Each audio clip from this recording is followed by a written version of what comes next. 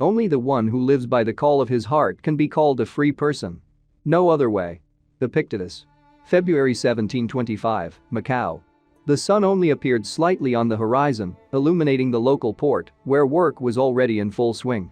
Dozens of vessels of various sizes are scattered here and there in this shipyard. Hundreds of people unloaded and loaded various goods, serviced ships, and just watched this routine work. I ran headlong, heavy breathing suggested that I was tired, but I kept moving. Right there in the port, there were various shops with seafood, overseas fruits and other goods. Just through one of them, breaking a table with fish, I ran. Hastily climbing onto a nearby structure, I still waved my hand and shouted, "Please forgive me." "What the hell?" An angry merchant was yelling. "Who is this kid?" But I didn't have time to apologize properly. I glimpsed that I was still being chased. Several people dressed as ninjas were running after me. Flying past the counter I had smashed, one of them shouted to the others, "There he is. He's there." Then they rushed after me. I ran along the paved structures near the pier, looking back from time to time and making sure that they did not lag behind for a moment. Already 2 ninjas were running right behind me.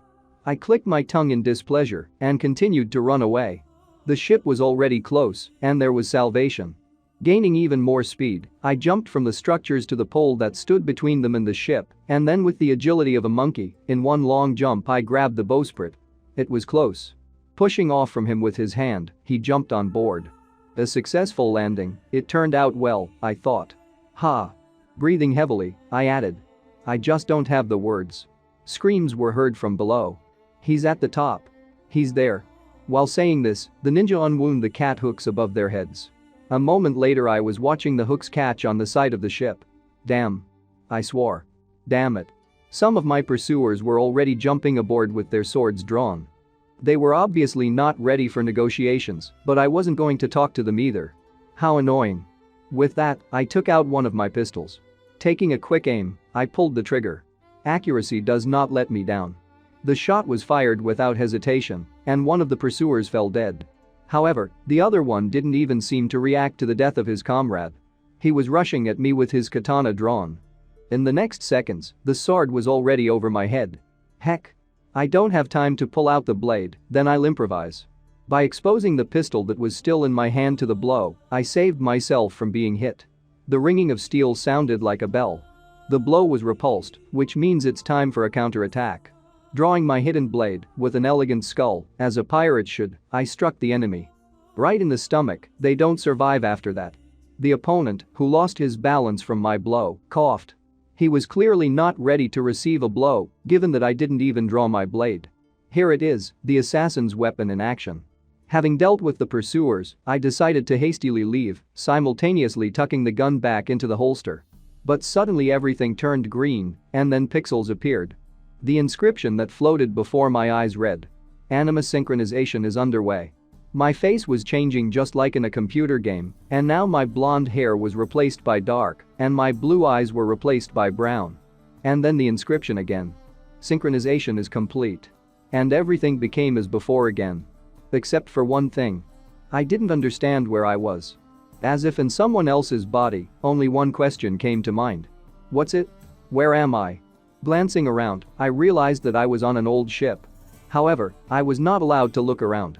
A few throwing shurikens flew past me. Hey. How did I evade? The body did everything for me. Not a ring of opponents rushed at me at once, shouting, "Surrender or die."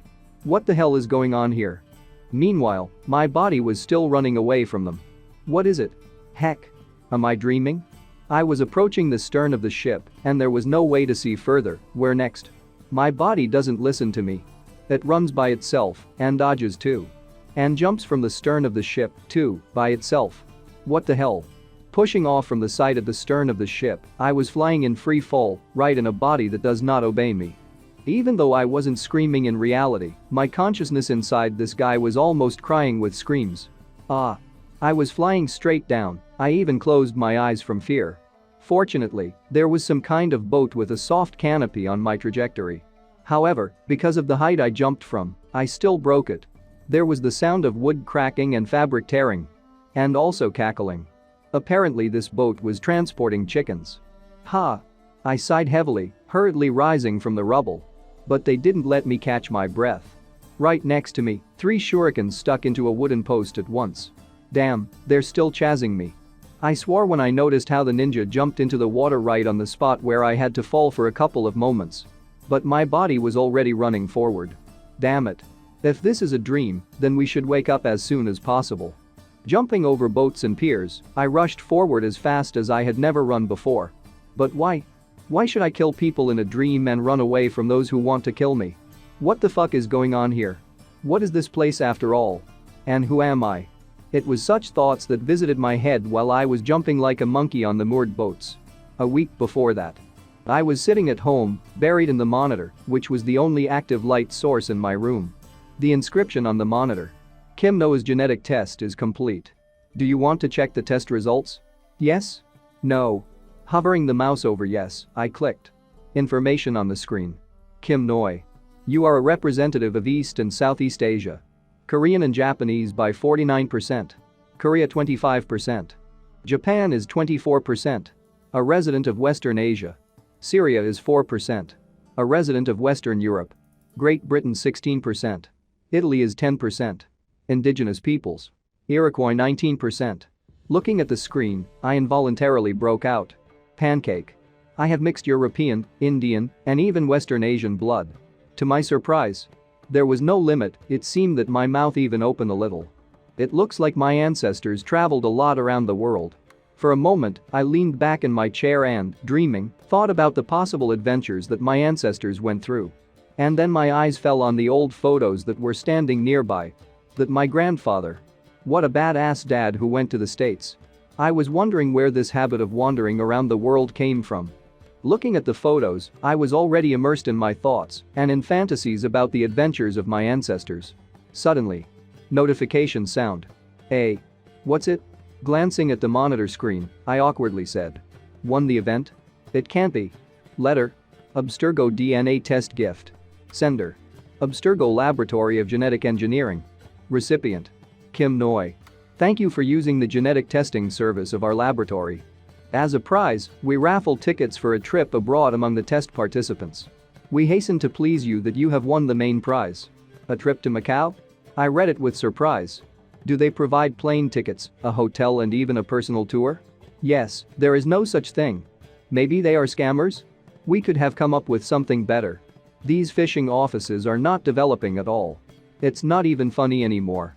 Hey, I should find a part-time job while I'm not really with the university. A couple of days later. Macau. I can't believe I went for it, and even that it turned out to be true. I was standing at the Macau airport, right in front of a charming guide who was assigned to me as a tour guide. So is it true?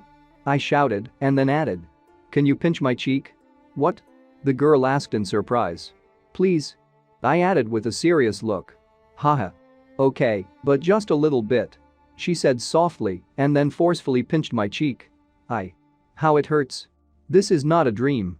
I'm really here. There was no limit to my happiness. I burst out laughing hysterically. It's just great. This is the best day of my life. The girl smiled sweetly and said. Welcome to Macau. I'll walk you to your car. Good. I shouted joyfully and grabbed my suitcases and ran after her. Here you go. A little bit later. We visited one attraction after another. It was quite fun. I even tried to climb a huge cannon in the old fortress. In addition, we caught a group of guys climbing an old wall with various statues and carved figures. However, the guards of this monument immediately chased after them. A little later on the embankment. Mr. Noah, how do you like the tour? I really liked it. I cried out with joy. What a relief. The car is still on the way. Do you want to rest somewhere nearby while we wait for it? The girl asked, smiling. Good, I answered happily, giving a thumbs up. Then I'll go and tremble here next to you. As soon as I left, the girl's smile immediately changed to the face of a serial killer. However, I didn't notice it. Walking serenely along the embankment, I watched the sunset over the horizon. It's pretty beautiful here. It's my first time here, but it feels like I'm very familiar with all this. Maybe déjà vu? Maybe I lived here in a previous life? Just like in the book. And while I was enjoying the sunset unsuspectingly, I was closely watched. The target has successfully arrived at the destination. There's no one around. This is our chance. Great. The car was speeding down the street at full speed. Grab the claws right away, secure the connection with the Animus of the Macau branch. What? I suddenly noticed two men dressed in suits and wearing black glasses walking towards me. They grabbed me by the arms and dragged me along. What? Who are you? With his help, we will be able to find traces of Edward Kenway in Southeast Asia. I resisted as much as I could, but a moment later something was sprayed in my face and I lost consciousness. We got him. The goons reported, carrying me straight to the car. The object is in the car, we are moving out. As quickly as it appeared, the car left the embankment. A little bit later. I was starting to come to my senses a little bit. What's the matter? Where am I? I didn't see anything, apparently I had a bag on my head. How did I get here? I was dragged by the arms, and although I regained consciousness, I could not fully control my body. Was I kidnapped?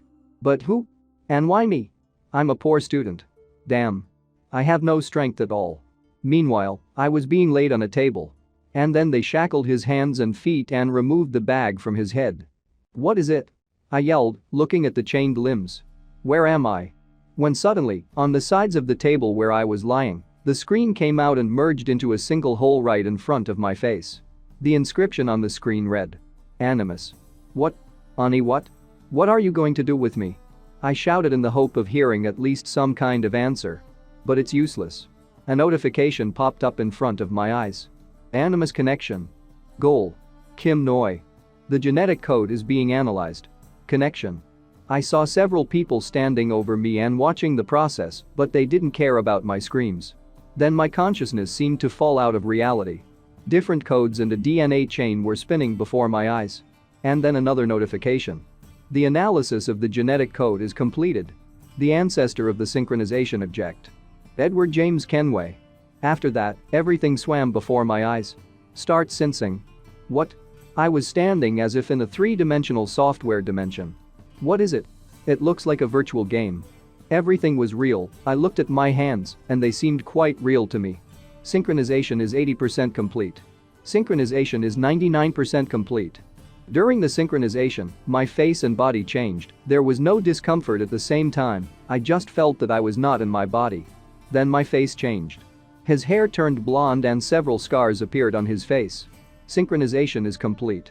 After this notification, a bright light flooded the room, and buildings and ships began to form from pixels. What? It's the same. Yes. I was definitely in Macau. It seemed even more real than reality itself. People were sneaking around here and there, not paying any attention to me, but something was wrong.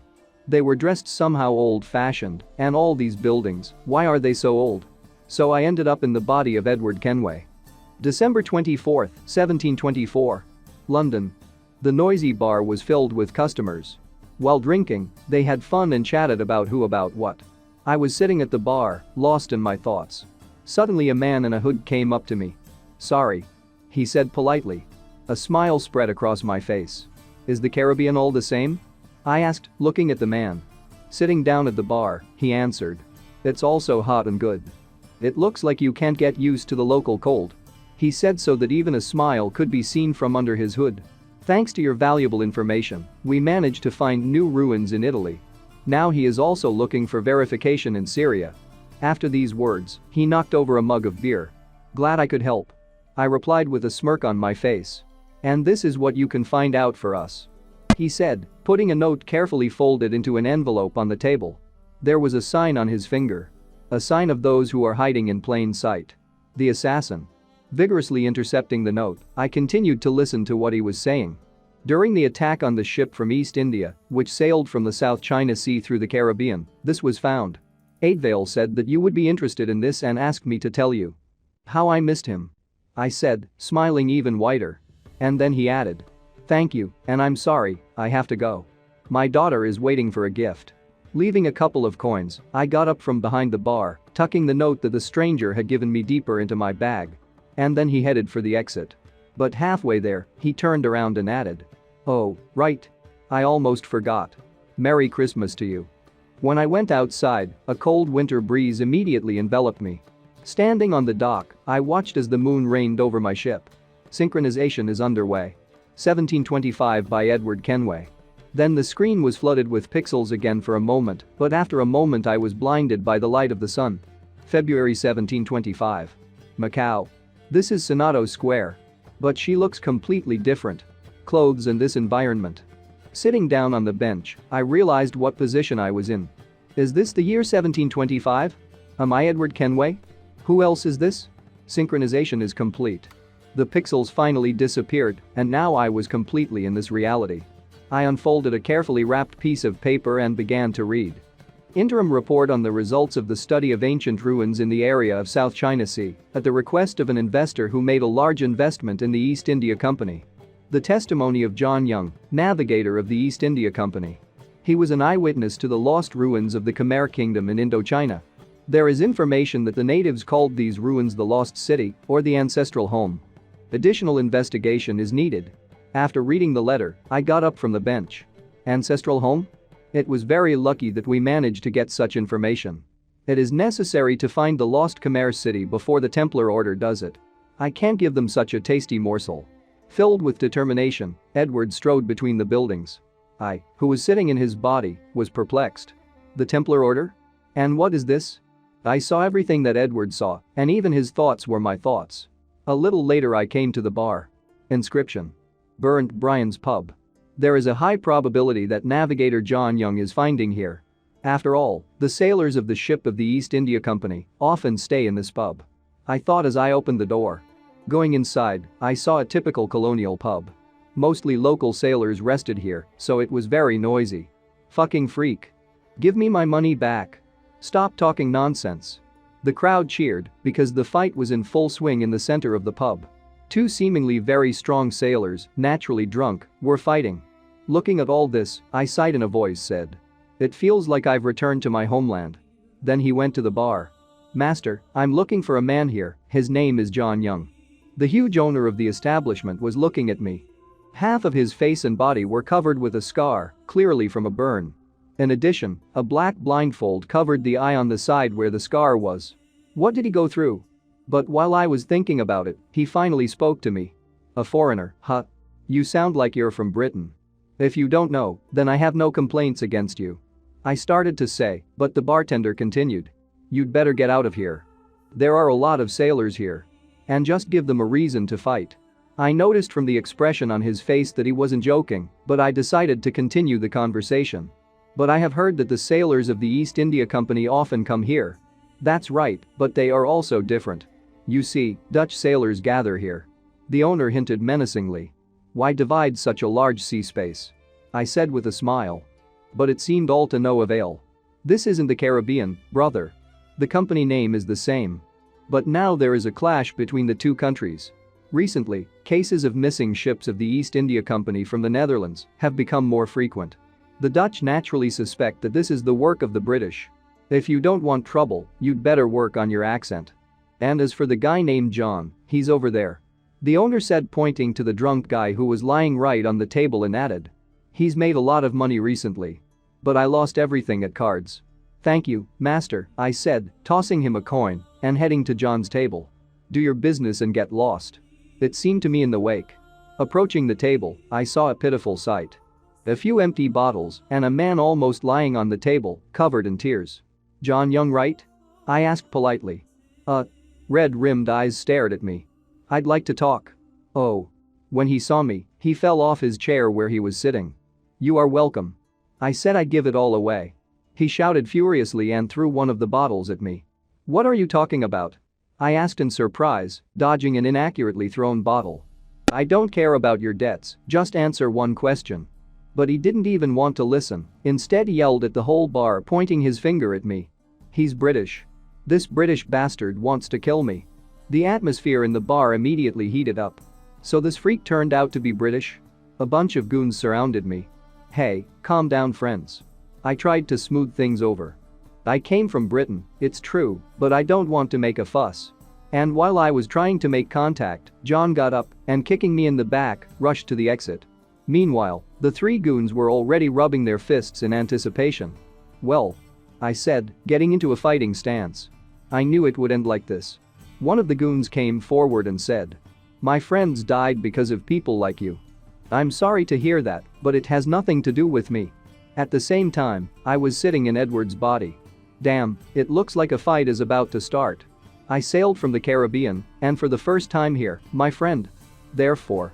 But before Edward could finish, a huge fist was already flying at him. In a matter of moments, I dodged, flying behind the enemy's back. And then making a turn in the air with all the swing kicked him in the back with his foot. Let's talk like gentlemen. I added after the blow. The bully flew into the next table with all his might, simultaneously breaking it and scattering all the food and drinks. Grabbing one of the flying bottles, and then the second, I threw them at the two remaining comers. The visitors liked it so much that everyone started throwing bottles. And now the fight was already in full swing. Well, let's see who is stronger? Now and then it was heard in different corners of the bar. There was no longer a division between the Dutch and the British. Everyone was against everyone here. It seems like everyone here really likes to talk with their fists. I, who was watching all this from Edward's body, was very surprised. That's cool. He's incredible. Hurriedly leaving the pub, I noticed John running away on the horizon. Instantly running after him, I said with a smile. It's been a while since I've played catch-up. Running after my target, I noticed a small warehouse of boxes. Using them as a ladder, I jumped onto the structure and then grabbed the beam. I was pulled up right on the balcony of the house. It didn't take a fraction of effort, as if I was a monkey and had been doing this all my life. Parker of another level, I noticed watching Kenway's actions. How fucking awesome is that? Every now and then jumping on the roofs of houses, I was heading for my goal, unsuspecting John was running down the street. But suddenly he heard the clanking of tiles and turned around. Fear reigned in his eyes. What are you running away for? I shouted after him, deftly jumping from houses to ramps and back. I just want to talk. That's crazy. John yelled, trying to speed up even more. But suddenly, I landed right in front of his face, and he fell to the floor in fear. Crawling away from me in horror, he tried to leave. Please wait a little longer. He shouted. I promise, I swear by my mother's name, I will return everything. Calmly approaching closer, I repeated my words. I'm telling you, oaf, I didn't come for the money. Grabbing him by the collar, I pressed him against the wall of the house. Stop talking this nonsense already. It was you who said that you saw the lost Khmer city. Tell me where he is. Speak quickly and we will disperse peacefully. Talk faster before my terrible sight of piracy time wakes up. My face seemed to be covered with veins from anger. Almost crying, John spoke. Sorry. I made it all up. It's a lie. What? I yelled at the whole block, my surprise knew no bounds. John continued. To be honest, it was my Hedrick who told me when he was drunk. And I just embellished a little, that's all. And it only cost me a mug of beer. It's true. Trust me. There was a moment of silence in this alley, and then I let go of his collar. Okay. I believe you. Huh.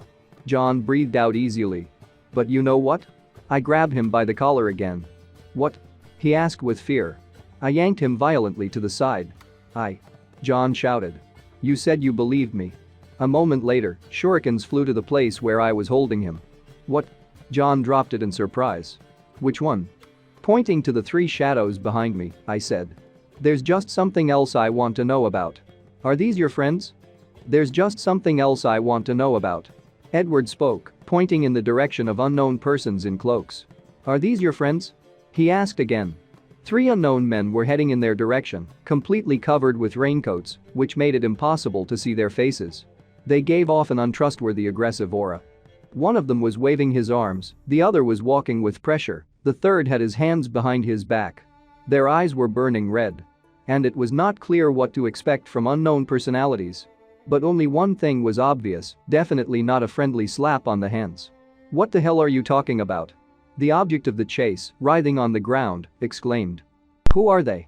The blond man with the knocked-out tooth spoke again, making a stupid expression on his face. That way he mows down like a fool. Maybe someone staged a masquerade ball? Really? Sorry. Edward chuckled, not taking his eyes off the unknown personalities. Looks like these guys. Edward began, making guesses in his mind what it is possible to expect from strangers and be ready to fight back at any moment. They don't hide that they would like to kill you. Edward finished his thought. The strangers took off their cloaks but did not reveal their faces to the world. There were three ninjas standing in front of Edward and the victim of his machinations. One put his hand behind his back for a sword, the second has something like nunchucks, but on a thin chain there are two scythes, while the third has sharp blades like Wolverine weapons. Yes, the man on the ground stammered, I really don't know who they are. He began to anger Edward with his empty chatter because it did not make it any easier and simpler. The threat was still breathing in their faces. I didn't do anything to make them angry. The man spoke again, not noticing how the shuriken was directed in his direction. Ah. He yelped, recoiling, but the threat passed him by as Edward offered a helping hand, into which the shuriken just bit. Shuriken? I was puzzled, watching what was happening from the inside. Is it like in the movies? I thought again, while the body in which I arrived got a sharp blade. Are you okay? The blonde man without a tooth stuttered again. To which Edward chuckled contentedly. Sure. It looks like these guys are very unhappy with you. They don't even think about letting you go. He spoke and the ninja immediately rushed forward, waving and thereby threatening with their weapons. Don't worry. Edward exclaimed. I'll protect you. And in return, you will take me to Hendrik. Edward put forward his conditions and immediately rushed into battle. There are 3 armed ninjas on the other side. I thought, simultaneously studying the terrain. Uncle, I wanted to turn to the body, but the fear of the nearest overcame me, and I exclaimed stating the fact. That is, we can die like this. Weapons immediately flew from the ninja's side. The shuriken and the sword were flying in our direction, and this, alas, did not promise anything good. But Edward, without losing his skill, quickly repelled first the sword and then the shuriken, while one of the ninjas immediately prepared to attack with a swinging sword. Ha!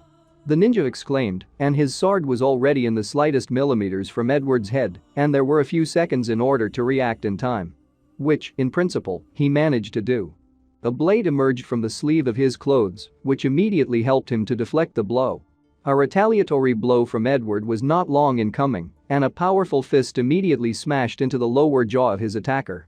The body immediately flew off and landed, exhaling from hitting the ground. It didn't take long before a shuriken was immediately launched towards Edward again. But Edward did not lose his knack. He could adapt to anything. Give me a stick and there will be a bonfire. The man immediately noticed a barrel at his feet and, without wasting a second, immediately swung for a blow. The shuriken flew away when it collided with the barrel, which in turn continued to fly at the pursuers of the men, which caught the ninja by surprise. While the barrel flew into the ally with gusto, knocking out all the spirit and marking for sure a couple of bruises, another masked man rushed at Edward, waving sickles on a chain. Gathering his courage and not losing his balance for a second, Edward immediately dodged the first blow, and the blade flew a couple of millimeters from his face. Probably, it's worth thanking luck here, no other way. Snatching the weapon from its holster, he immediately rushed at the attacker. Deftly dodging and sliding as if in a dance, he delivered a powerful blow with the pistol grip on the opponent's lower jaw, thereby sending this offender out as well. The man with the chain fell backwards and only slightly jerked a couple of times, as if in convulsions. Wow. I was surprised by what had happened. I was sure that this fight would definitely be lost and nothing else. There was no smell of victory here. I had to take my hands in my legs and leave this place, and not rush headlong. You're not bad. Exclaimed the man from whom we wanted to extract information. Killed 3. The body stiffened. Edward chuckled and decided to stretch his neck, tilting his head back. Previously, I would have dealt with them in 3 seconds. For the first time I see their weapons and techniques. Edward began to study mentally, examining the ninja's lying body from all sides. But one thing is clear, they use the technique of assassins. Who are they? The blonde man was mentally puzzled and pulled the man's mask up. What? He wondered aloud as soon as the attacker's head was freed from the disguise.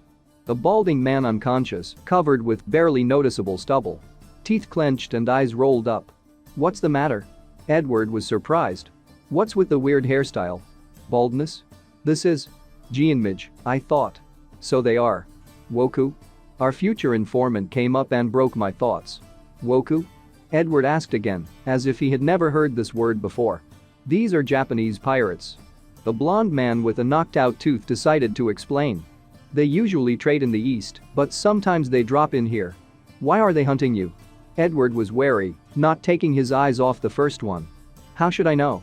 The explanatory snorted. I repeat. I didn't do anything to make them angry. Perhaps. The man with the knocked-out tooth continued babbling. But suddenly Edward realized something. Wait a minute, these guys. Thoughts began to swirl in his head immediately. Could it be the reason they wanted to kill John? I think, Edward decided to voice his guess, it's because of your bullshit that you've told everyone. He spoke out and pointed at John with his finger. Bullshit? The blond man with a knocked-out tooth stuttered and recoiled from the gesture of the interlocutor. Hurry up and take me to this Hendrik. Edward couldn't help exclaiming loudly. He's in danger. Hendrik? John stammered. Okay. But is it really necessary to kill a person for a harmless story? John did not understand this turn of events. Are they even in their right mind? Their costumes already speak for themselves. He added more quietly. Sometimes such false legends. Edward began to explain. They can be more important than a person's life. It's getting late. The sun was almost hiding behind the facades of the houses. The surface of the sky acquired pinkish and purple shades, diluted with the blue base of the firmament. The lights are already being turned on in the houses due to the low illumination of the outgoing sun.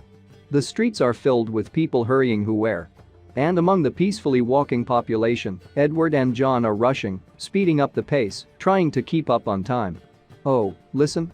Breathing heavily and stammering after a long run, John said. He can barely stand on shaky legs and does not find the strength to lift his head. East India Company. The sailors stopped. Interrupted by heavy exhalations and sighs, the informant uttered snatches. How long have you run that you're already suffocating? Edward chuckled. Where is Hendrik's room?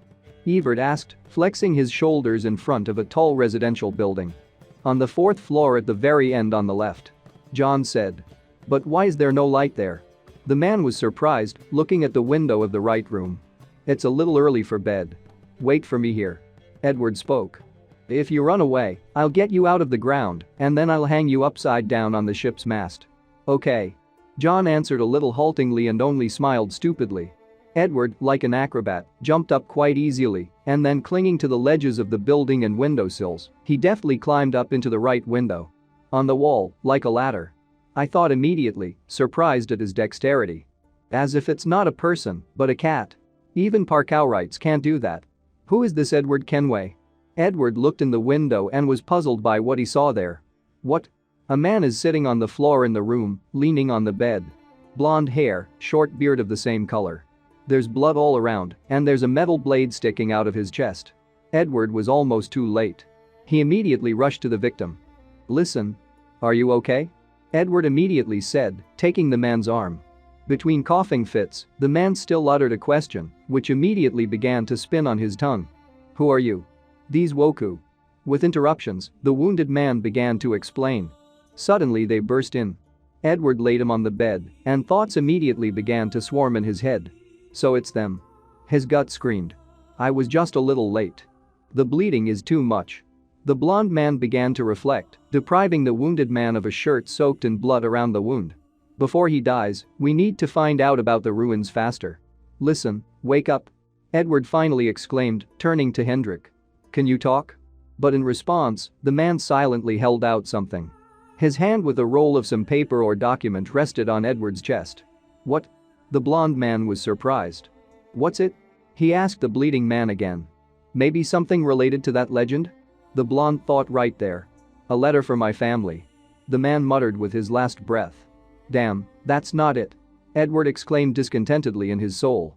Please tell them. Still holding the paper, Hendrik said. Okay, the blonde agreed, just tell me about those ruins that you saw. He started again.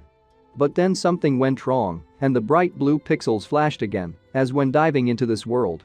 A synchronization error has been detected. Suddenly, the system window of the program into which I was pushed appeared. You want? I exclaimed already, breaking the course of history. Anything to tell your family? I grabbed his bloody hand with the letter and squeezed. What's happening? Those present in the laboratory were puzzled. Why did a synchronization error suddenly appear? They watched me through their screens in this program. But the program again showed the same window with a different inscription explanatory of this incident. Because of the strong will of the subject, the genetic memory differs from events that occurred in the past. No large-scale changes were detected. There is a resynchronization without confirming the actual relationship. Okay. Hendrik said. I was a bad father. He left his wife and children. Trembling all over, the man continued to speak, leaning on the bed. But I was making money. I wanted to help my family. I thought once I found the ruins, I could earn money and become a good father. Sorry. I really want to apologize to them. Coughing up blood, he muttered. Don't make me laugh, I immediately thought, how much can you earn? You'll never be a good father. I shouted in my thoughts, but in fact I only clenched my teeth harder. A father who is not around cannot be replaced with some money. Thoughts swarmed in my head, and pictures of the past seemed to pop up before my eyes. Mom. One is in the kitchen washing dishes. In complete silence.